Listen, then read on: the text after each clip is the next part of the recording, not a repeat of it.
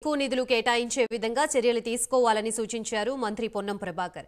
ఈ మేరకు కేంద్ర మంత్రి కిషన్ రెడ్డి చొరవ చూపాలన్నారు. బీఆర్ఎస్ ప్రభుత్వం సహకరించలేదని, అందుకే నిధులు కేటాయించలేదని పలుమార్లు బీజేపీ నేతలు విమర్శించారు. ఇప్పుడు తెలంగాణలో కాంగ్రెస్ ప్రభుత్వం ఉంది, రాష్ట్రానికి రావాల్సిన ప్రతి రూపాయి ఇవ్వాల్సిందే అన్నారు. అలాగే హైదరాబాద్ అభివృద్ధికి కృషి చేయాలని ట్వీట్ చేశారు.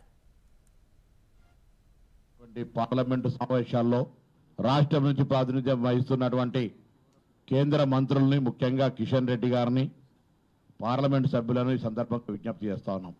మొట్టమొదటగా తెలంగాణ విభజన హామీలకు సంబంధించి ఈ పార్లమెంటు బడ్జెట్ సమావేశాల్లో నిధులు కేటాయించే విధంగా కిషన్ రెడ్డి గారు కేబినెట్ మంత్రిగా, అనుభవజ్ఞుడిగా, అందరినీ రాజకీయాలకు అతీతంగా తెలంగాణ ప్రయోజనాలకు అనుగుణంగా గతంలో రాష్ట్ర ప్రభుత్వం సహకరించలేదు, నిధులు అడగలేదు అనేటువంటి అంశం చెప్పకుండా మేము పూర్తిగా కేంద్ర ప్రభుత్వం యొక్క నిధులను తీసుకోవడానికి సంసిద్ధంగా ఉన్నామనే మాటను వారికి తెలియజేస్తూ, కేంద్రం నుంచి ఫెడరల్ సిస్టంలో రాష్ట్రానికి రావాల్సినటువంటి ప్రతి రూపాయిని రాష్ట్ర ప్రభుత్వం నుంచి అడుగుతా ఉన్నాం.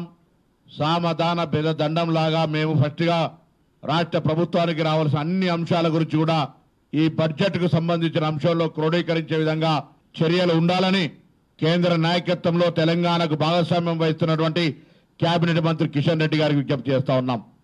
అదేవిధంగా విభజన హామీలతో పాటుగా తెలంగాణ అభివృద్ధికి బడ్జెట్లో నిధులతో పాటుగా ప్రత్యేకంగా హైదరాబాద్కు సంబంధించి ఈరోజు మీరు బొగ్గు గనుల శాఖ మంత్రిగా ఉన్నారు.